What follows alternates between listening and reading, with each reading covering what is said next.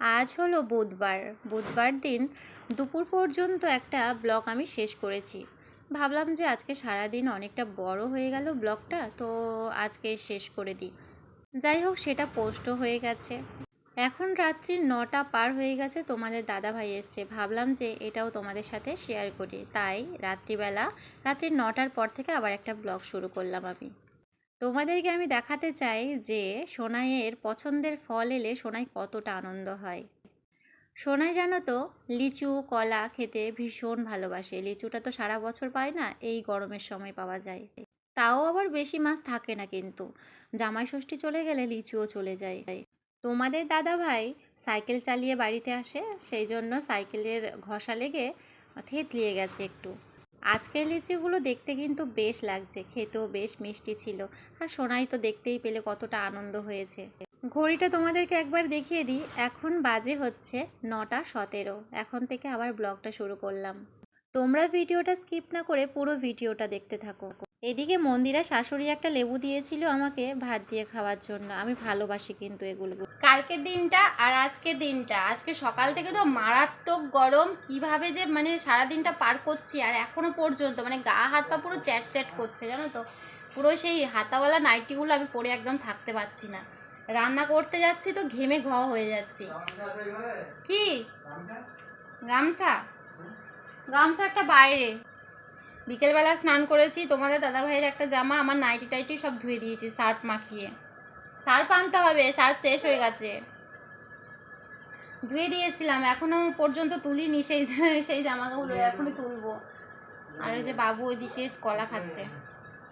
বাবু, আমি একটা লিচু খাবো। আজকে লিচুগুলো খুব বড় বড় আছে গো।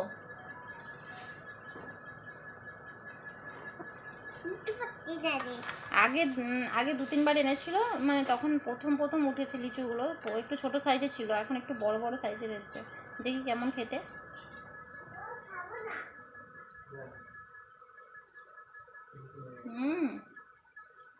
দারুণ মিষ্টি আজকেরগুলো, দারুণ মিষ্টি।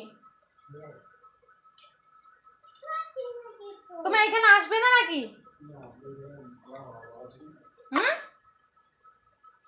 ওই শুরু হয়ে গেল। কোথায় যাচ্ছিস? ও মা, তাহলে আমি এই ঘরে কি করবো একা একা? আমিও যাই।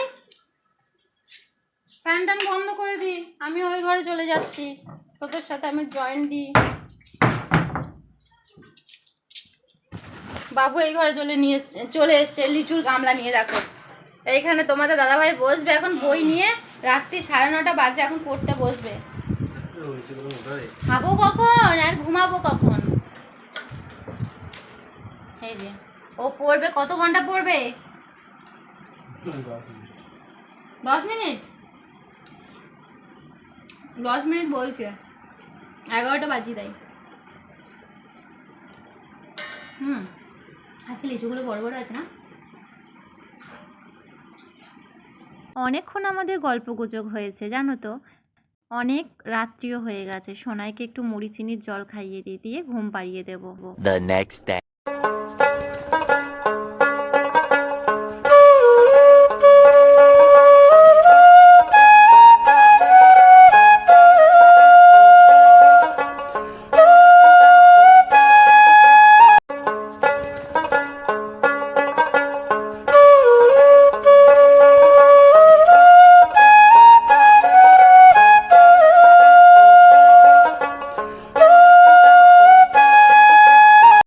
শুভ সকাল বন্ধুরা, কেমন আছো তোমরা সবাই? আশা করছি যে যেখান থেকে আমাদের ভিডিও দেখছো সবাই খুব ভালো আছো, সুস্থ আছো। মুর্শিদাবাদের ছোট্ট একটা গ্রাম থেকে আমি উর্মি আমার নতুন একটা ব্লগে তোমাদের সবাইকে জানাই অনেক স্বাগত, অনেক অনেক ভালোবাসা। তোমাদের ওইদিকে কেমন ওয়েদার আছে এখন? কমেন্ট করে কিন্তু অবশ্যই জানিও। একদিন দুদিন পর পর বৃষ্টি হওয়ার কারণে আমার গাছপালাগুলো কিন্তু একদম সবুজে সবুজ, দেখতেও কিন্তু বেশ লাগছে। কিছুদিন আগে 2টো টব নিয়ে এসেছিলাম বাজার থেকে। একটা টবের মধ্যে তুলসী গাছ লাগিয়েছি, দেখতেই পাচ্ছ কত সুন্দর লেগে গেছে এই তুলসী গাছটা।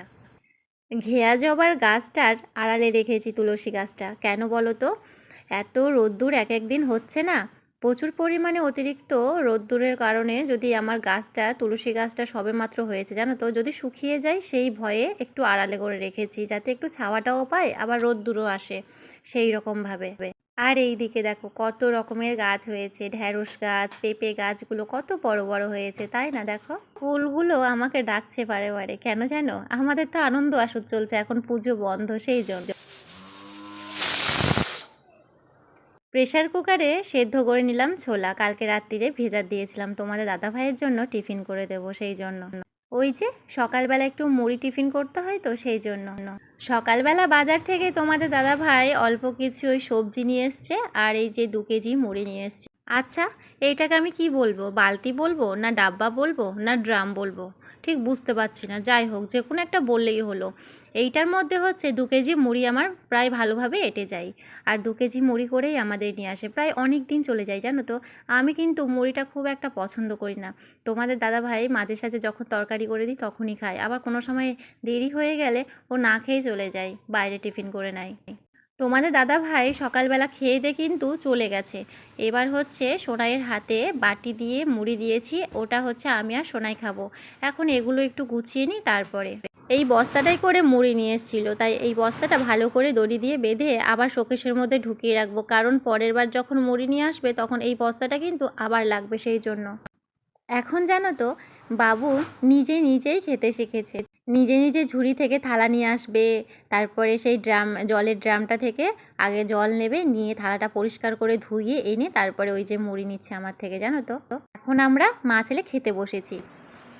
এই বাবু, এই দেখো কাণ্ড, ছেলের কাণ্ড দেখো, মুড়ি খেয়েছে, মুড়ি খেয়ে নাকি এঁটো নিচ্ছে, ওই দেখো মুড়ি খেয়ে এঁটো নিচ্ছে, এদিকে দেখো কাণ্ড।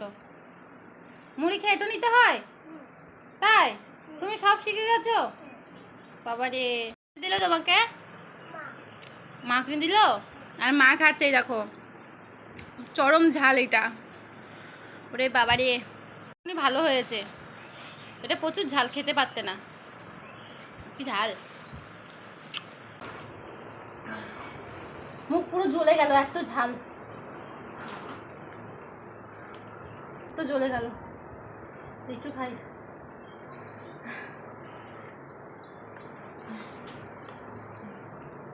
প্রচুর জ্বলে গেল মুখ, বিরাট ঝাল।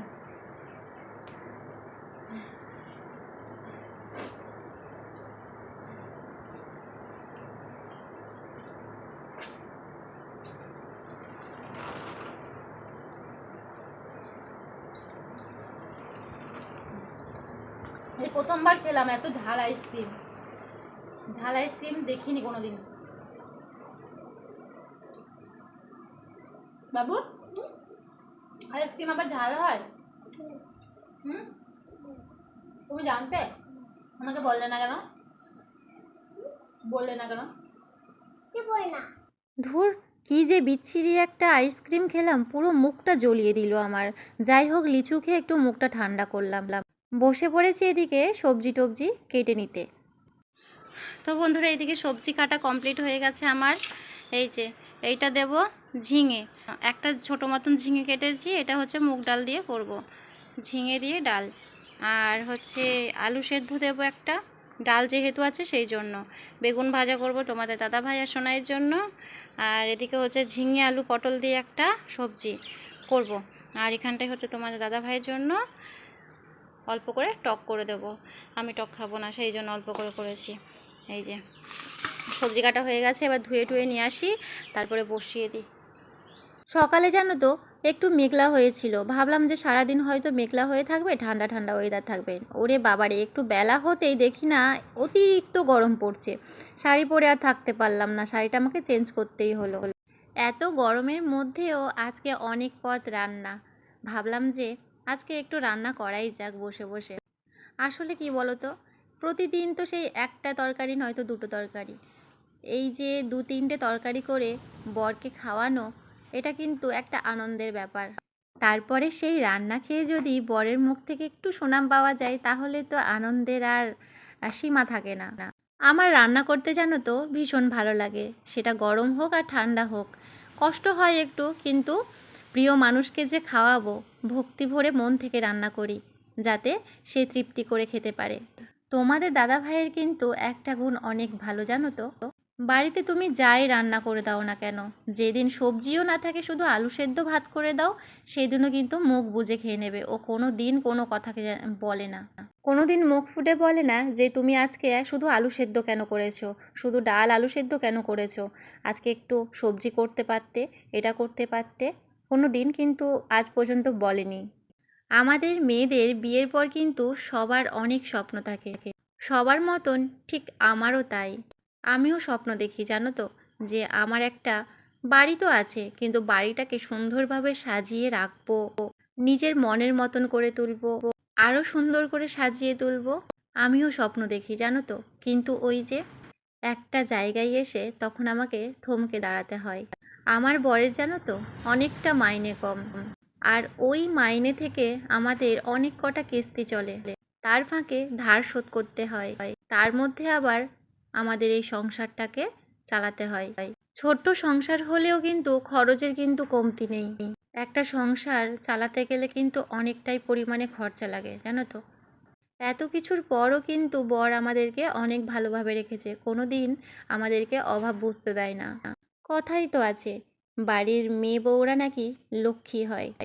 তবে আমার মনে হয় মেয়ে বউরা যতই লক্ষ্মী হোক, মেয়েদের যত চাহিদা কম হবে, সেইখানে একটা সুন্দর করে সংসার তৈরি করা যাবে, বললেই চলে। একটা সুখী পরিবার তৈরি হয় সেখানে। তোমাদের দাদা ভাই ওই অল্প মাইনেতে গোটা মাসটা চালায়, লোকের ধার দেনা শোধ করে কিস্তি চালিয়ে তারপরে সংসার চালিয়ে কিভাবে যে ম্যানেজ করে ওই জানে। অনেকে ভাবে আমার বরের অনেক টাকা মাইনে, আবার অনেকে ভাবে আমরা প্রচুর টাকা জমাতে পারি। সাধারণত একটা মানুষকে তুমি কিন্তু ওপর থেকে কোনো সময় চিনতে পারবে না। আমরা হেসে খেলে থাকি বলে সবাই ভাবে এদের অনেক টাকা আছে, অনেক কিছু তৈরি আছে, কিন্তু একদমই ভুল কথা সেটা। আমরা কাউকে কোনো দিন দুঃখটা প্রকাশ করতে চাই না, আমরা সবাইকে আনন্দ দিতে চাই, আমরা সবাইকে হাসি মুখটা দেখাতে চাই সব সময়। মানুষের জীবনে দুঃখ তো থাকবেই, সুখ দুঃখ এই তো জীবন, কিন্তু মানুষকে দুঃখটা বলতে গেলে সেই দুঃখটা মজাই নাই সবাই। এই দেখো না, বরের উপার্জন কম বলে কত আত্মীয় স্বজনকে চিনলাম, কেউ কোনোদিন খোঁজও নেয় না, খবরও নেয় না। আজকে যদি টাকা পয়সা থাকতো, অনেক হোটেল অট্টালিকা থাকতো, তাহলে কিন্তু সবাই চিনতো আমাদেরকে, সবাই নিজে থেকে খোঁজ নিত, খবর নিত। আজ দেখো, বরের মাইনে কম, টাকা পয়সা নেই, সেই জন্যই তো কেউ ধারেও আসে না, কাছেও আসে না। দুনিয়াতে টাকা পয়সা না থাকলে না কেউই চিনবে না, ভাই বোন আত্মীয় স্বজন বাবা মা কেউ চিনবে না, কোনো দিন তাদের খবরও নেবে না, কদর দেবে না। এটাই হলো স্বার্থপরের দুনিয়া। এই দেখো, কথা বলতে বলতে আমার ওদিকে ভাত নামিয়ে দিলাম, তারপর এদিকে তরকারিও নামিয়ে দেবো। এইবার এইবার হচ্ছে প্রেসার কুকার থেকে আমি ডালটা ছোঁক দিয়ে দেব। আর মুগ ডালটা আজকে অন্যরকম করছি, ঝিঙের ডালটা আমি কিন্তু কোনো সময় করিনি, আজকে প্রথমবার করব মুগ ডাল দিয়ে ঝিঙে। তোমরা কি কেউ খেয়েছো কোনো দিন? তাহলে অবশ্যই কিন্তু জানিও, আমি কিন্তু প্রথমবার রান্না করছি। যেহেতু আমি ভয়েস ওভারটা পরে করছি তাই বলছি যে ঝিঙের ডালটা না বেশ ভালো হয়েছিল খেতে, জানো তো। এদিকে একটু তেল লঙ্কা ভেজে নিচ্ছি আলু সেদ্ধর জন্য। আর নিরামিষের দিন একটু তেল লঙ্কা না ভাজলে ভালো লাগে না, পেঁয়াজ তো পড়ে না, সেই জন্য। এক এক দিন বৃহস্পতিবার আমাদের বাড়িতে নিরামিষ হয়, আবার এক এক দিন বৃহস্পতিবার আমাদের বাড়িতে আবার আমিষ হয়ে যায়, যেমনি আজকে নিরামিষ হচ্ছে। পরপর এই যে কদিন মঙ্গলবার বুধবার মাছ খেলাম, সেই জন্য। আর প্রতিদিন না মাছ খেতেও একটা ভালো লাগে না, কেমন বরফের বরফের মাছ তো, সেই জন্য টাটকা মাছ আমাদের এদিকে খুবই কম পাওয়া যায়। আর নিরামিষ খাওয়া কিন্তু খুবই ভালো, মাছ মাংস খেয়ে খেয়ে তো সবজি খাওয়াই ভুলে গেছি, তাই না? তোমাদের দাদাভাই আবার কিন্তু সবজি খেতে ভীষণ ভালোবাসে। এই যে এদিকে হচ্ছে ঝিঙেটা একটু তেলে নেড়ে নিয়েছি ভালো করে, এইবার হচ্ছে সেদ্ধ করা মুগ ডালটা আমি দিয়ে দেবো। আমি জানো তো তরকারিতে ঝালের পরিমাণটা একদম কম রাখি, কারণ সোনাই খায়, আর সোনাইয়ের বাবাও মানে পছন্দ করে না ঝাল খাওয়াটা। আমারও না অভ্যাস হয়ে গেছে ঝাল না খেতে খেতে, আগে প্রচুর পরিমাণে ঝাল খেতাম, এখন আর পারি না সেটা। হ্যাঁ, গরমে পাগলের মতন চেহারা হয়ে গেছে পুরো, একদম দেখো পুরো পাগল পাগল অবস্থা আমার। এত গরম লাগছে আজকে, প্রচুর পরিমাণে গরম, তার মধ্যে 3-4টে আইটেম রান্না। ওই দেখো, করেছি বেগুন ভাজা, আলু সেদ্ধ, আর এই যে ঝিঙে দিয়ে ডালটা হচ্ছে, আর ঝিঙে দিয়ে পটল দিয়ে আলু দিয়ে একটা সবজি হলো, হয়ে গেছে, আর টকটা বাকি আছে, টকটা করে দেবো তাহলেই হয়ে যাবে। কতগুলো আইটেম দেখো গরমের মধ্যে। চোখ মুখ থেকে পুরো জল ঝরছে, এমন আবার জল ভরতে হবে। এই যে দেখো, পটল ঝিঙে আলু দিয়ে একটা সবজি হয়েছে, আর এই যে টক, ঝিঙে দিয়ে মুগ ডাল, বেগুন ভাজা হয়েছে, আর এদিকে হচ্ছে আলু সেদ্ধর জন্য লঙ্কা নুন তেল ভাজা। ওই যে ভাত ভাত বাড়বো, সোনাইকে খেতে দেবো, আমি খাবো।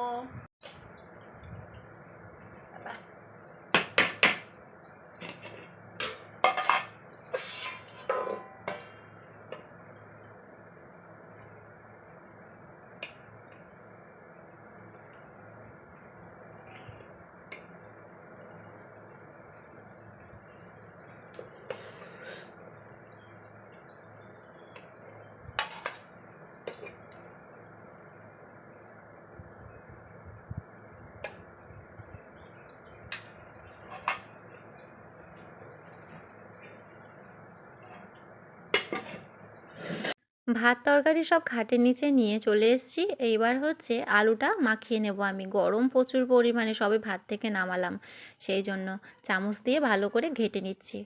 তারপরে তেল লঙ্কা দিয়ে মাখিয়ে নেব। আর আলু সেদ্ধটা কিন্তু তোমাদের দাদাভাই আর আমি খাবো, সোনাইকে আজকে দেবো না, সোনাইকে শুধু ডাল দেবো। আলুর পরিমাণটা কম রাখাই ভালো বাচ্চাদের। আলুটা জানো তো আমি বেশি পরিমাণে পছন্দ করি, তোমাদের দাদাভাই খুব একটা পছন্দ করে না। আলুটা আমিই বাড়িতে বেশি খাই। আজকে সোনাইকে বলেছি, বাবু অনেক কটা তরকারি আছে, যা সাদা বাটিগুলো নিয়ে আই, বের করে নিয়ে আই শোকেস থেকে। অমনি ছুটে গিয়ে বাবু কি করেছে, বাটিগুলো বের করে নিয়ে এসছে শোকেস থেকে। তারপরে এই দেখো সাজিয়ে সাজিয়ে এখন নিচ্ছি।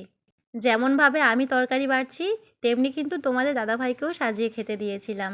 সেটা আর তোমাদের সাথে শেয়ার করা হয়নি আমার, কারণ ভিডিওটা জানো তো অনেকটা বড় হয়ে গেছে এমনিতেই, সেই জন্য আর বড় করলাম না। আচ্ছা, আমার ব্লগ তোমাদের কেমন লাগছে? ভালো লাগলে একটু জানিও, খারাপ লাগলেও জানিও।